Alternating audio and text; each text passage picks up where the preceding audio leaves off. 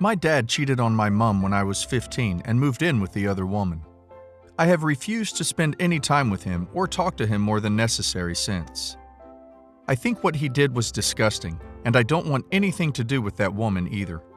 My brothers, 21 male, 27 male, still see him, but I'm not interested. I refused to attend their wedding, which really pissed my dad off.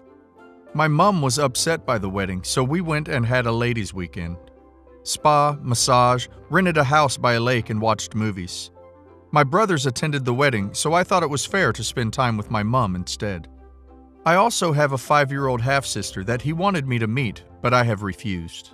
He threatened not to pay for my university, but I told him I didn't care. He couldn't make me spend time or talk to him. Did really well in school, got a free ride through university via an academic, and worked part-time to pay for all the other stuff. He also threatened to cut me out of his will, but I told him I was dead to him anyway. Once he realized he couldn't get me to talk to him that way, he tried to give me money and a car, but I have refused. I really don't want anything to do with him, and I think I'll be fine without him.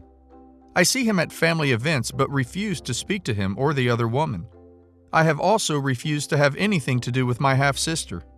Last week, his wife was suddenly taken to hospital, and he wanted someone to look after my half-sister, so he called me. I refused. I have told him numerous times I wasn't going to get involved with my half-sister or his woman, no matter what. I hung up on him and blocked his calls. He ended up having to take my half-sister to the hospital and was apparently stressed him out. I have no idea why he didn't just call my brothers. They were home that day too and are adults too, but he just got angry when I pointed that out and told me that they weren't used to kids. Not my problem. Anytime my brothers have tried to talk to me about not helping, I just keep pointing out that they were also free to do so, but didn't, and they keep in contact with him. That's shut them up for now. I have never asked my dad to bail me out of anything, so I don't see why I should have to help him out. I'm getting text message after text message from him about what a bad daughter I am. I've blocked him on everything, but then he turned up at my apartment to berate me. I got furious at that point and told him that if his S was so sick, he should be at the hospital looking after her. He told me not to call her an S, but I told him I was just calling a spade and slammed the door in his face. He left after that. Now his wife is bad-mouthing me to the rest of the family, and I'm getting phone calls from them about how I shouldn't let my 5-year-old sister suffer and how she didn't choose to be born. I've been telling people that she's not suffering, and had my dad kept it in his pants, she shouldn't have been born. It's not my problem. I keep being told I'm being harsh. I really don't care. How the hell do I cut my dad off permanently? I have now blocked him on everything, but he keeps reaching out through my cousins and aunts. Now, apparently he wants to apologize for what he said to me, but I don't want to hear it. I just want to be done with him. I also feel sorry for my brothers, extended family too. They tell him off whenever he badmouths me. His sister, my aunt, apparently put his wife in her place about asking me to babysit when she knew I wouldn't even visit. Apparently things were said between his wife and my aunt, and his wife left the house crying. Apparently the affair was brought up again, and my aunt told her she had no place talking about good behavior after being a homewrecker. But then my aunt still pushed me to reconcile, even though she stands up for me. My mom just stays out of it and tells me I'm a grown woman, and the relationship with my dad is none of her business anymore. This is a bit of an unusual situation, but I'll try to explain it as best I can. The story involves myself, 24 female, my best friend Caroline, 23 female, my younger sister Nicola, 19 female, and our mutual friend groomsman Daniel, 28 male. So over the weekend, a very good family friend of both my family and Caroline's family was getting married. Caroline and I have been best friends for years. We met when we were toddlers, our moms are best friends, our sisters are friends, etc., etc. You get the picture. We knew that both of our families would be invited to this wedding, and we were looking forward to it for months. It's important to note that Caroline's family and my family have a ton of mutual friends, and this was going to be a very large wedding. Guest count was in the 500s. Everything was going fine and dandy until Caroline got completely wasted. She kept talking to me about how hot one of the groomsmen, Daniel, was, and how she'd had a crush on him for years, but he showed no interest. This was probably because he was in a serious relationship and had been dating his current girlfriend for around 6 years. The girlfriend decided not to attend this wedding because she didn't know the bride and groom very well, and because Daniel would be a groomsman, she wouldn't see him very much either. Fast forward a couple of hours, and Caroline is hanging all over Daniel. She's constantly asking him to dance with her, get her drinks from the open bar, etc. She's point-blank throwing herself at him, and it was embarrassing and painful to watch. I tried intervening a couple of times to get her off of him, but she snapped at me, and at that point I decided that it wasn't my problem. Furthermore, Daniel wasn't completely pushing her away. He looked like he had a few drinks in him as well and seemed somewhat interested in Caroline. I decided that if he didn't care, I certainly wasn't going to. If he wanted to throw his relationship away, it was none of my concern. I tried. I didn't witness this next part, but by the end of the night, Caroline and Daniel are having S in a different room of the hall. Yes, it escalated quickly. To their misfortune, someone, I'm not sure who, just that it was someone's mom who knew Daniel and his girlfriend but didn't know Caroline, walked in on them. And for some reason, Caroline told this woman that she was Nicola, my sister. I don't know if she was embarrassed or drunk or what, but she purposefully identified herself as Nicola so Caroline herself would not be in trouble. Word quickly spread that Daniel and Nicola were caught having S, and Nicola was mortified. People were talking about how disrespectful, home-wrecking, rude, slutty Nicola was. I honestly can't blame them. Had I not known better, I would be thinking the same thing. On top of that, Caroline had gone around actually telling other people that it was Nicola and confirming the rumor she started. The bride and groom were pissed, everyone was talking badly about my sister, and Caroline seemed to not care. In fact, when I confronted her about the situation at the wedding, she straight up denied it. Had Daniel not confirmed that it was Caroline he was hooking up with and not Nicola, I might have even believed her. The next day, Caroline texted Nicola a half-hearted apology about the whole thing, saying she was so drunk and didn't know what she was doing. The texts include a lot of LOLs and ha-has, so I'm not sure how seriously Caroline is taking the situation. She doesn't seem to realize how mortified Nicola is. Nicola genuinely thinks her life is ruined. We live in a very tight-knit community, and a lot of people have heard the false version of what went down. I'm at odds with what to do. Up until this point, Caroline had been a very good friend to both I and Nicola. I'm just not sure if I can forgive her for this, especially considering her lack of consciousness about how bad the situation really is.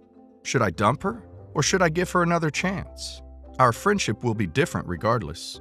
My family sees Caroline in a completely different light now. So even if I forgive her, we wouldn't be able to do a lot of the same things we used to. Hang out at my house, do things with my family, etc. What should I do, Reddit? Edit. At this point, a lot of people know that it was Caroline with Daniel and not Nicola. However, I'm not sure how many is a lot. Our family friends know, but there were a lot of guests at the wedding who knew Caroline's family better than they did mine. I'm sure these people still think it was Nicola. Edit 2. Another issue is that Nicola is also terrified of the potential ramifications from Daniel's current girlfriend. I have absolutely no updates on the situation with the girlfriend. I don't know her well, and I don't know what Daniel has chosen to share with her, if anything at all. Edit 3. Because a lot of people are asking me how I could even consider remaining friends with Caroline.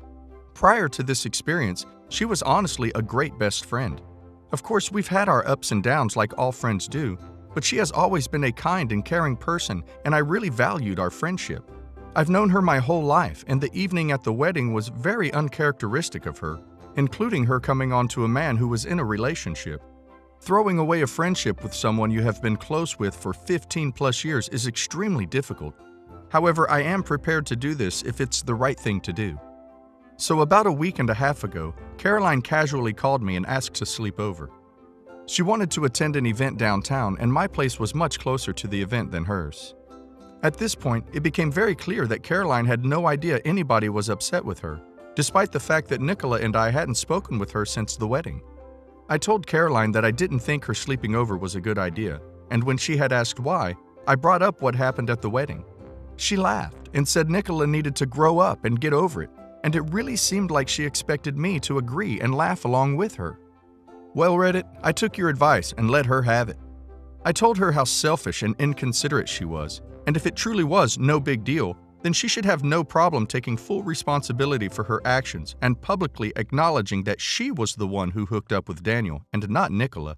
I told her she needed to make things right because Nicola was still mortified over something she didn't do.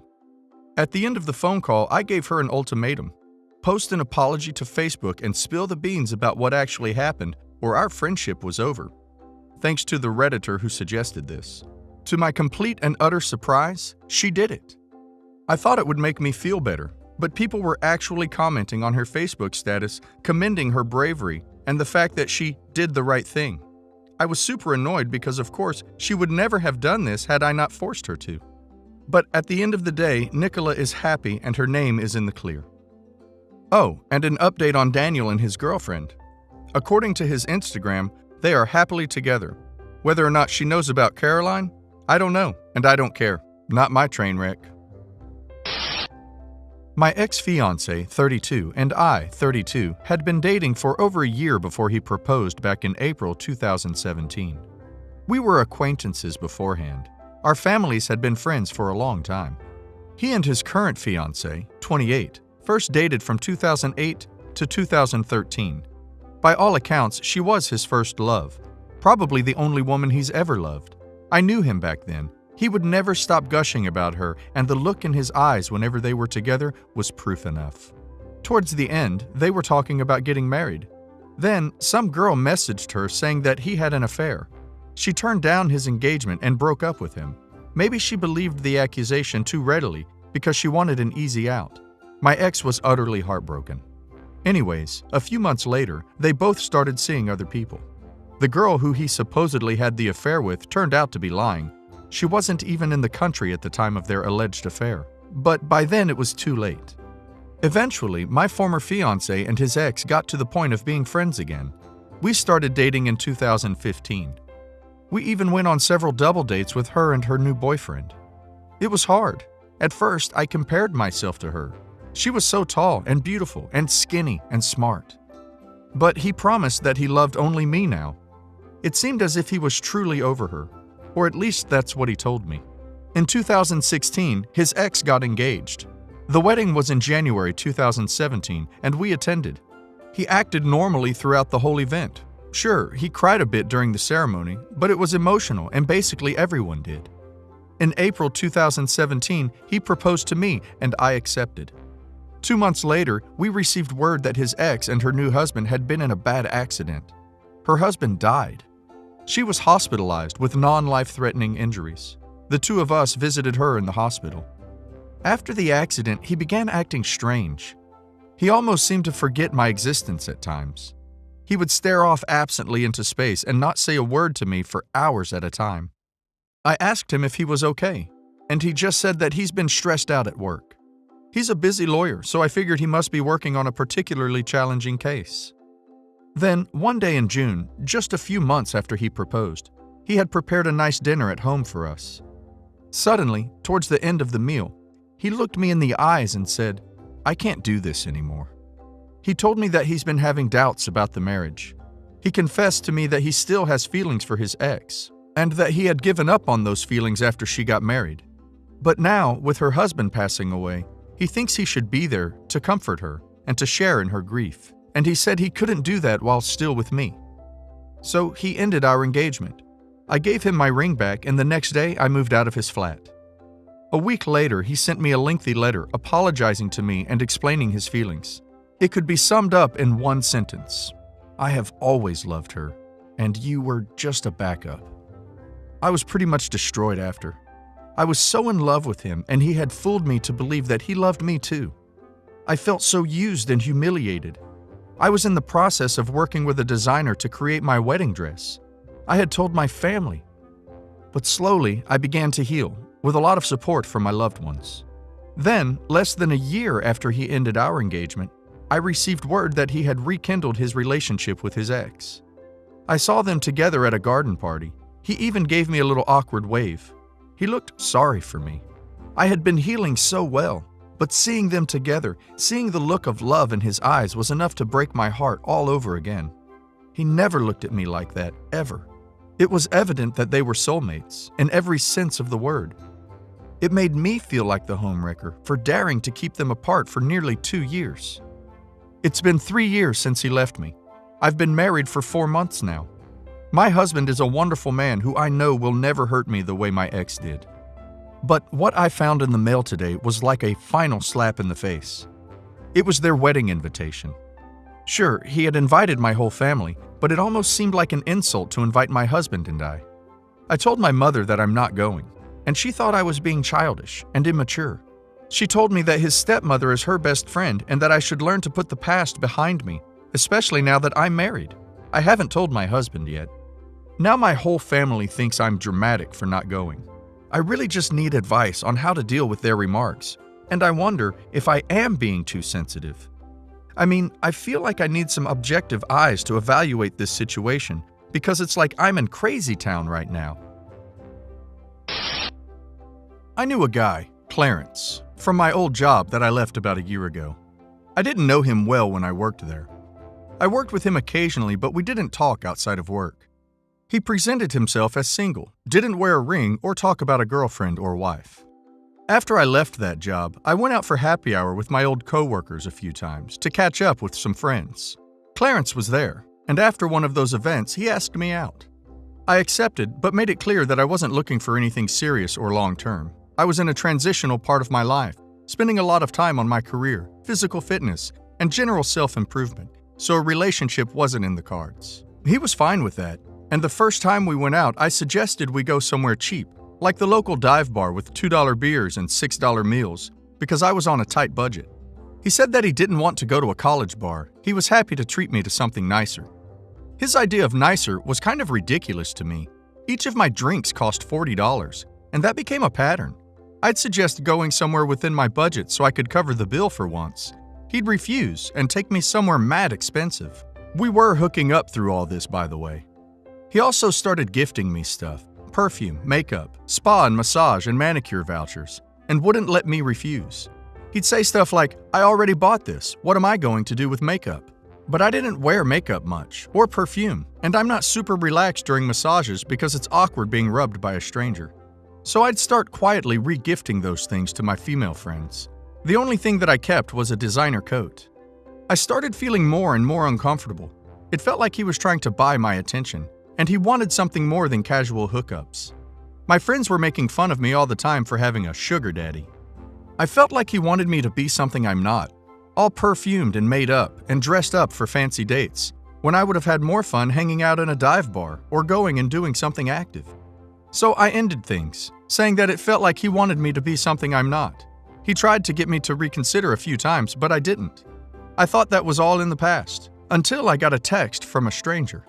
She said she was Clarence's wife. Her name was Zoe, and she'd found out about me.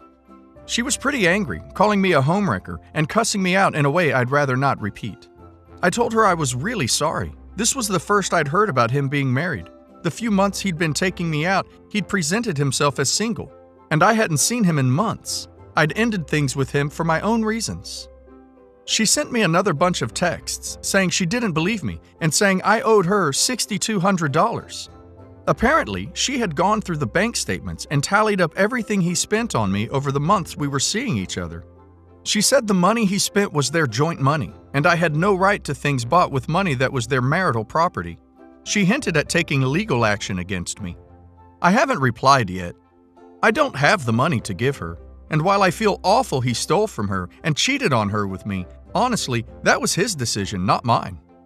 I don't know whether I should reply to her and say I don't have that kind of money laying around and I've re-gifted almost everything he gave me.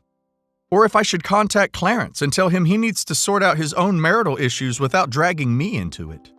Or if I should just ghost them both and wash my hands of it all, unless I actually do hear from a lawyer, which I think is unlikely, to be honest.